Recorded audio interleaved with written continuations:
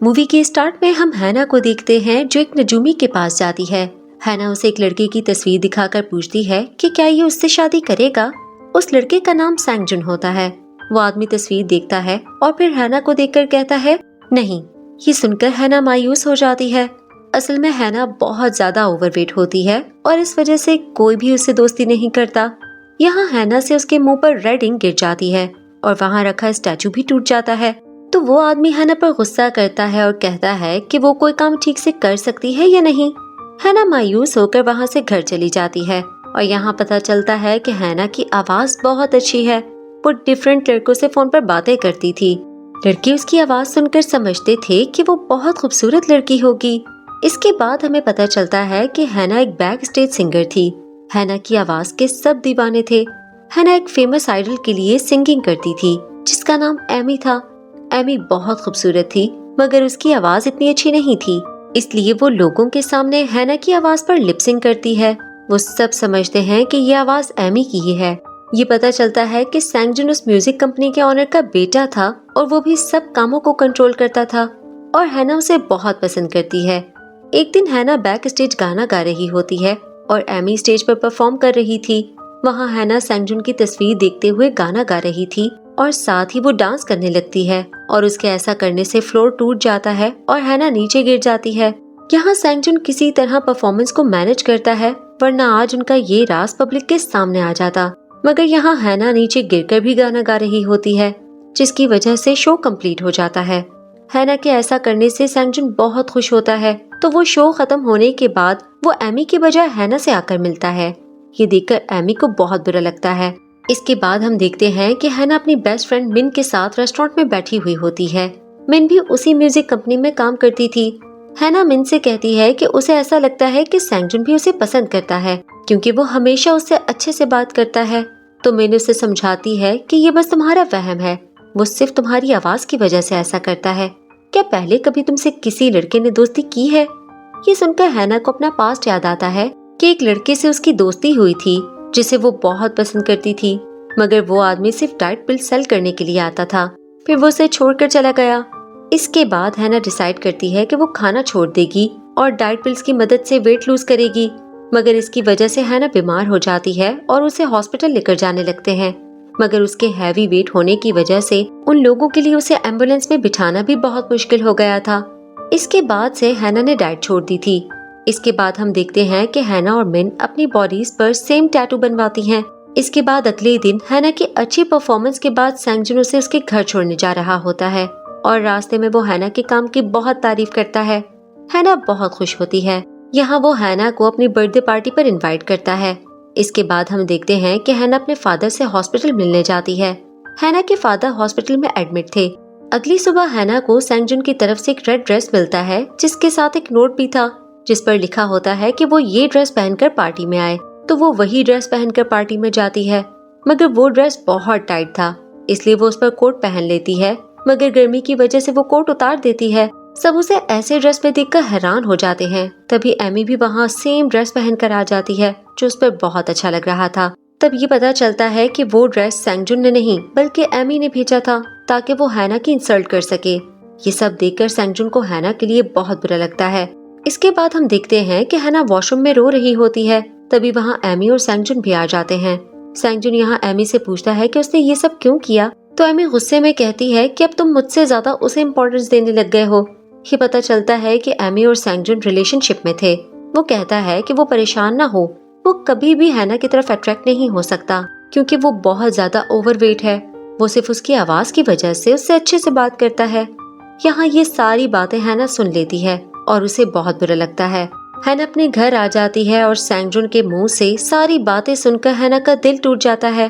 तो वो अब सुसाइड करने का डिसाइड करती है, मगर इससे पहले एक लड़के की कॉल आती है जिससे हैना को प्लास्टिक सर्जरी के बारे में पता चलता है। तो हैना अगले दिन प्लास्टिक सर्जन के पास जाती है। वो उनसे अपनी सर्जरी के बारे में बात करती है, मगर ये ट्रीटमेंट काफी महंगा था तो वो पैसे इंस्टॉलमेंट में देने का कहती है, मगर इसके लिए डॉक्टर तैयार नहीं होता। तो अब हैना उसे ब्लैकमेल करने लगती है क्योंकि ये डॉक्टर भी हैना से फोन पर बातें करता था। हैना उसे इसकी कॉल रिकॉर्डिंग सुनाती है और कहती है कि अगर वो ना माने तो वो ये सारी रिकॉर्डिंग्स उनकी वाइफ को सुना देगी। तो मजबूरन उन्हें राजी होना पड़ता है। अब डॉक्टर हैना को बताते हैं कि फुल बॉडी की सर्जरी में बहुत खतरा है, मगर हैना किसी भी हाल में अपनी सर्जरी करवाना चाहती थी। इसके बाद हम देखते हैं कि हैना का ट्रीटमेंट स्टार्ट हो जाता है। सबसे पहले हैना के फेस की न्यू शेप डिसाइड करते हैं। फिर हैना घर जाकर अपना सामान ले लेती है और अपने पपी को वो रोड पर छोड़ देती है, क्योंकि ट्रीटमेंट में काफी टाइम लग सकता था। अब हम देखते हैं कि हैना के ट्रीटमेंट में काफी टाइम लग रहा होता है और दूसरी तरफ एमी का न्यू एल्बम भी कैंसिल हो जाता है, क्योंकि हैना उसकी आवाज थी और अब किसी को नहीं पता था कि वो कहाँ है। सैंगजुन भी इससे बहुत परेशान होता है।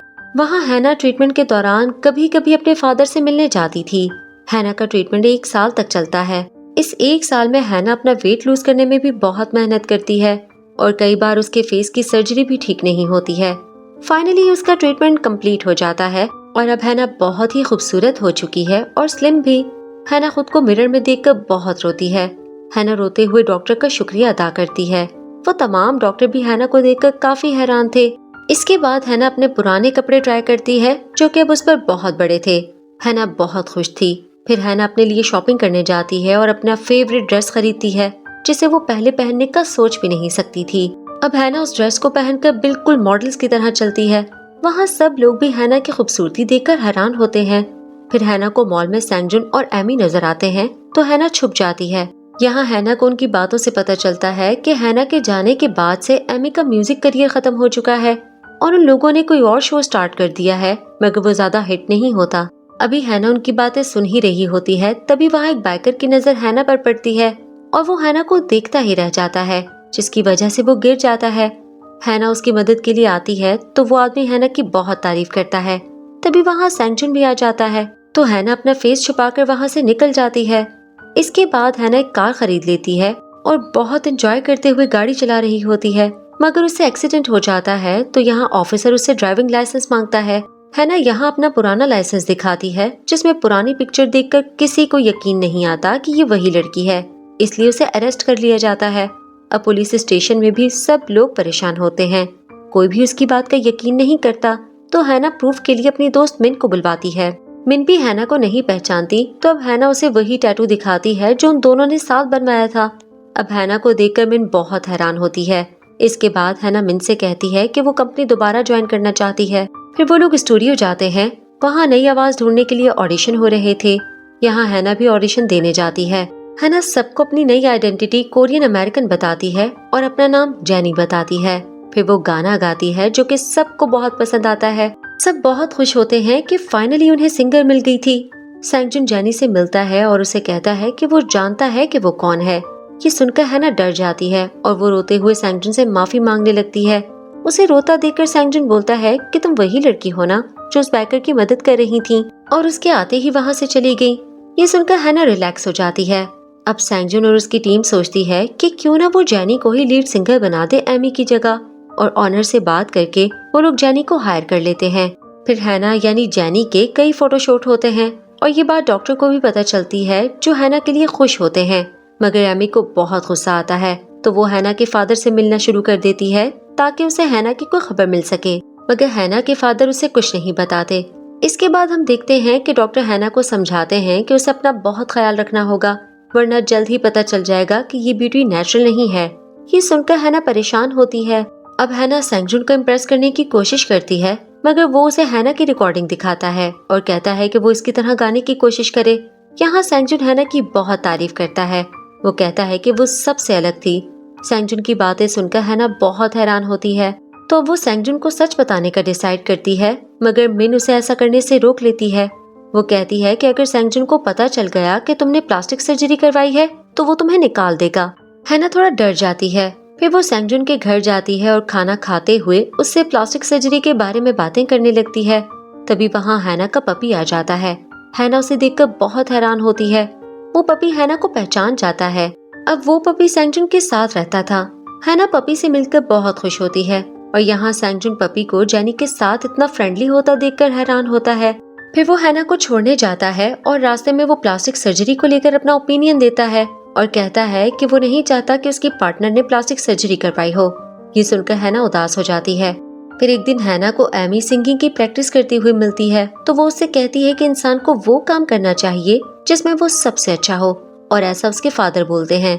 ये सुनकर एमी को पता चल जाता है कि जेनी ही हैना है, क्योंकि हैना के फादर ने एमी को भी यही कहा था।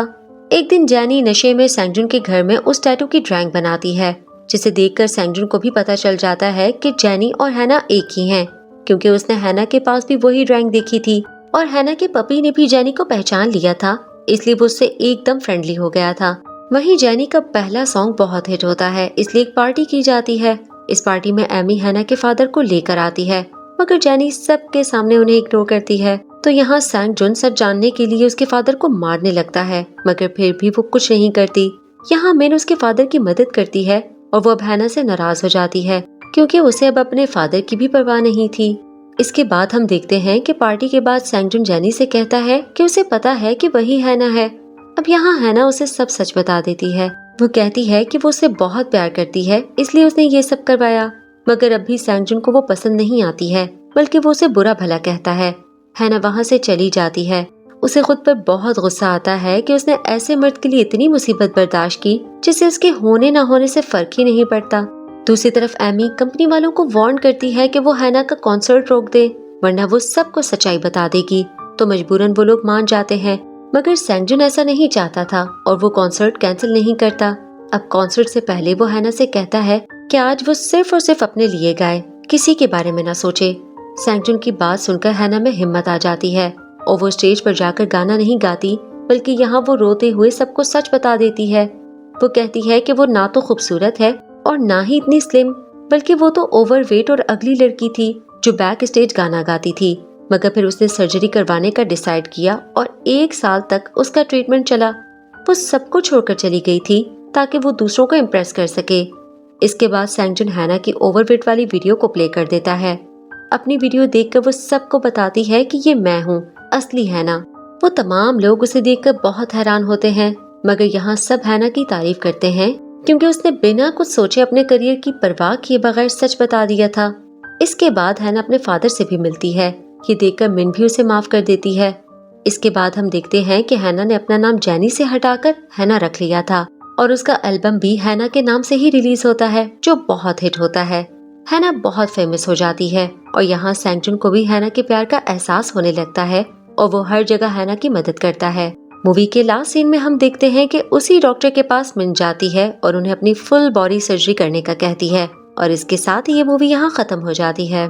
Thanks for watching and please subscribe to the channel Movie Spot और बेल आइकन दबाना ना भूलें ताकि हमारी हर लेटेस्ट वीडियो की अपडेट्स आपको मिल सकें। Thank you.